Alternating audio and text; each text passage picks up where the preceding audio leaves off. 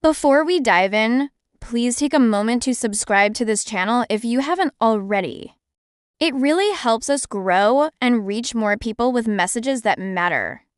Also, don't forget to like, comment, and share this video, especially if it speaks to you in any way.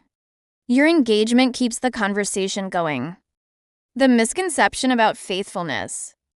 Now, let us talk about something real, something a lot of people don't say out loud, but quietly believe. Many people think that by being faithful to their spouse, they're doing them a favor.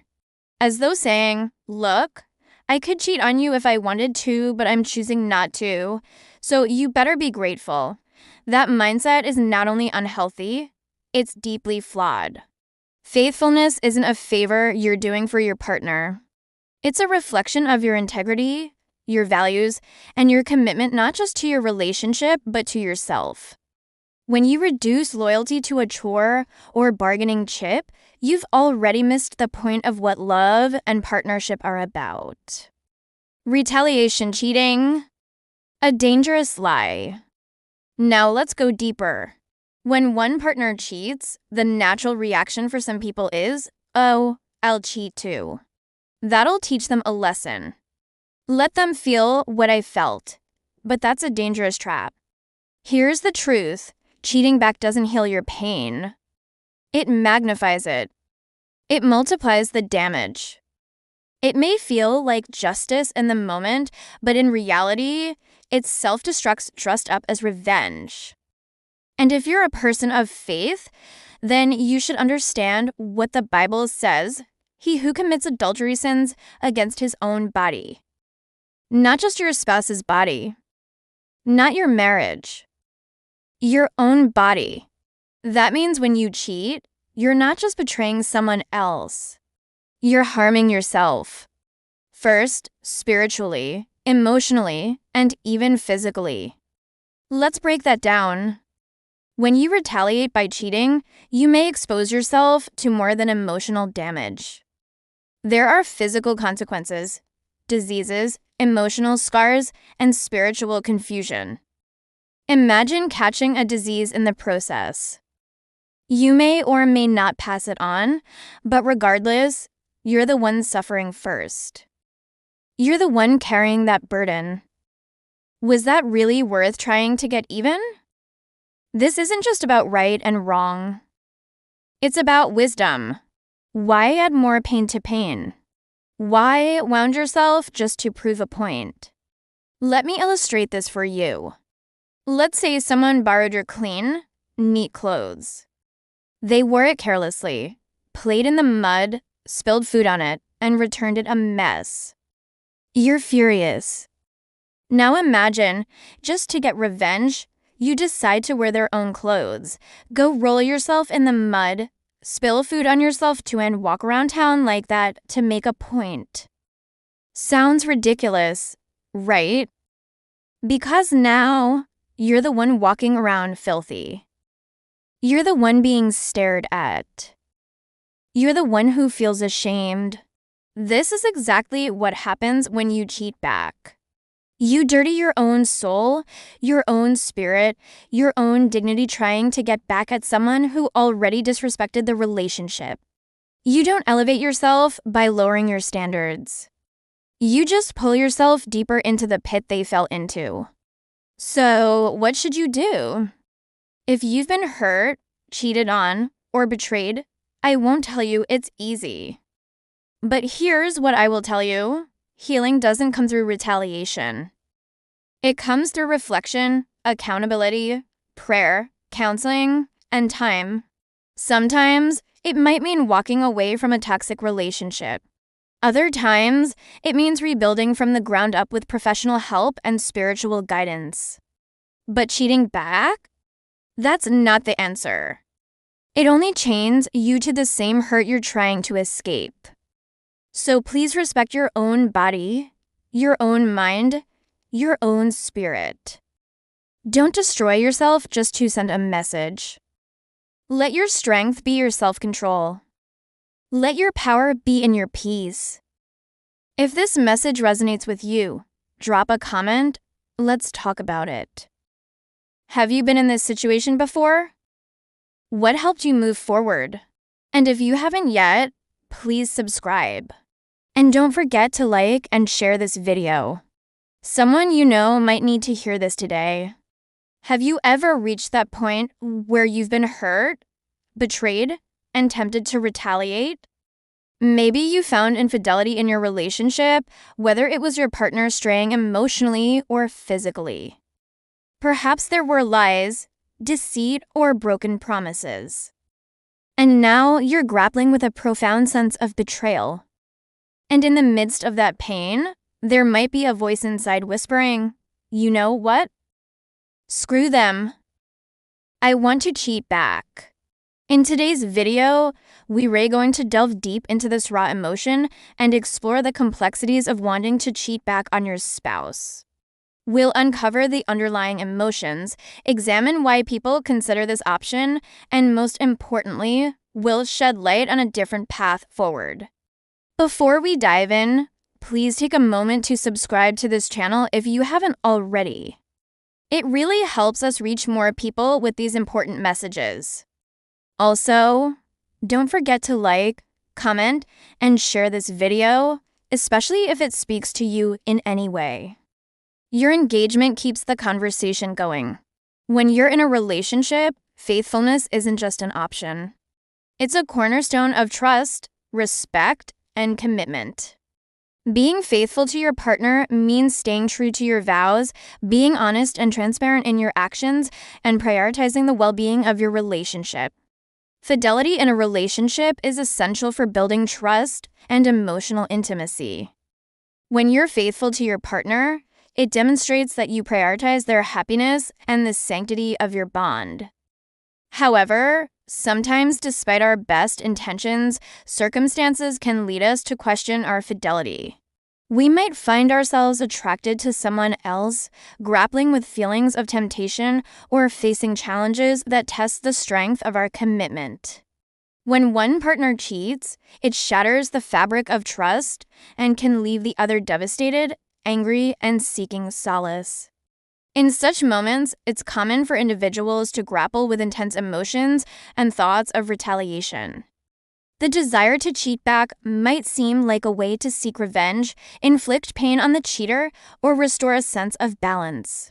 However, it's crucial to recognize that succumbing to the urge to cheat back can have severe consequences. First and foremost, cheating back won't erase the pain caused by the initial infidelity. It might feel momentarily satisfying to inflict the same pain on your partner, but it won't heal your emotional wounds or undo the damage that's already been done. Instead, it can amplify the damage and deepen the pain. When you cheat back, you're essentially perpetuating a cycle of deceit and betrayal. It becomes a destructive pattern that poisons the relationship further, making it challenging to rebuild trust and move forward. Furthermore, cheating back can cause immense emotional distress. You might find yourself torn between feelings of guilt, shame, and self-blame. The internal conflict can be overwhelming, and you might start to resent yourself for the choices you've made. It can also strain your self-esteem and leave you questioning your self-worth. It's also important to consider the long-term consequences of cheating back.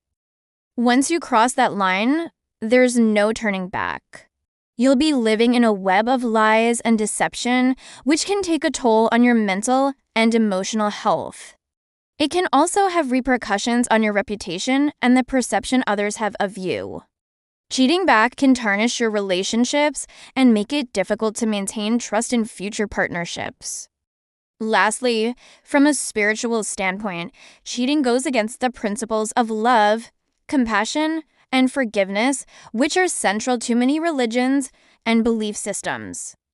It can lead to a sense of moral corruption and a feeling of being disconnected from your values and principles. I want to share a story with you that I think perfectly illustrates this point. Long ago, in a small village, there lived a farmer who had a large field of crops. One day he noticed that some of his crops had been eaten by animals, and he was furious. He decided that the next animal that came into his field would pay the price. Not long after, a rabbit hopped into the field and started eating the crops. The farmer was ready. He grabbed his net and caught the rabbit. The rabbit pleaded for mercy, promising to stop eating the crops if the farmer would let him go. But the farmer was determined to make an example out of this animal. He took the rabbit outside the field and released it. But the rabbit didn't hop away. He looked back at the field and said, "If you let me go, I'll give you twice as much food from my burrow." The farmer was taken aback. He thought about how he could use the extra food and how much more harm a hungry rabbit could do to his crops. After some thought, he replied, "Okay, bring me the food, and I won't hurt you." The rabbit went to his burrow, gathered the food, and brought it back to the farmer. Then he looked at the farmer and asked, "Can I eat some of this?" The farmer hesitated. He didn't want to break his word, but he was hungry and the food looked good. Finally, he nodded and the rabbit ate some of the food. Then he turned to the farmer and said, "You know, I have a friend who has even more food. He lives in a big house near the river. If you let me take you to him, you'll get much more than you expected." The farmer thought about all the extra food he could get. He agreed, and they set off for the rabbit's friend's house. Along the way, the rabbit kept glancing back at the farmer and grinning. After a while, the farmer couldn't hold it in anymore. He asked, "What's so funny?" The rabbit replied, "I never had any intention of giving you any food. I just wanted to trick you and get even because you tried to catch me." The farmer was furious, but there was nothing he could do. He had fallen for the rabbit's plan, and he was stuck. Just like the farmer, when we choose to cheat back, we often think we're taking an advantage of a situation, but we end up getting trapped in the same cycle of pain and deceit. We lose sight of our values and principles in the heat of the moment. Remember, my friend, revenge doesn't bring peace. Instead, it creates more suffering. Let's strive to be the bigger person, to forgive and move forward, creating a life filled with authenticity and joy. When you're faced with the agonizing choice of whether to cheat back on your spouse, it's vital to consider the consequences of such an action. Ask yourself, will it alleviate the pain of betrayal or only amplify it? Will it bring closure or leave you entangled in more lies and deceit? Remember, infidelity can shake a relationship to its core, leaving you questioning your values and the future of your marriage. If you've been cheated on, your immediate reaction might be anger and a desire for retribution. It is natural to want to inflict the same pain on your partner who caused you so much heartache. But ask yourself, is revenge the answer? Will it heal your emotional wounds or make you feel even worse? Consider the emotional toll that cheating back can take on your mental and emotional well-being. Can you live with the guilt and shame of betraying your own values and commitments? Would it bring you peace or drag you deeper into turmoil? Think about the long-term implications of your actions. Will cheating back lead to a more fulfilling and satisfying relationship? Or will it create a toxic cycle of deceit and mistrust? Ask yourself if it aligns with your personal ethics and beliefs. It's also essential to communicate openly and honestly with your partner. Express your feelings, set boundaries, and explore ways to rebuild trust. Consider seeking professional help through counseling or therapy to navigate these challenging emotions and find healthy ways to cope. Remember, my friends, while it's tempting to seek revenge and inflict pain on those who have hurt us, it's important to consider the consequences of our actions. Choose wisely and remember that healing and moving forward is possible. So, what do you think? Has this topic resonated with you? If you found yourself contemplating whether to cheat back on your spouse, please share your thoughts in the comments below. Your stories and experiences might resonate with others who are going through similar emotions. And if this video has touched upon issues that you faced or are currently confronting, don't hesitate to reach out for support. You can talk to a trusted friend or family member or seek professional help from a therapist or counselor. Your feelings are valid, and seeking help is a sign of strength. If you're not subscribed yet, please consider subscribing. It really helps us reach more people with these important messages. And don't forget to like and share this video. Thank you for watching.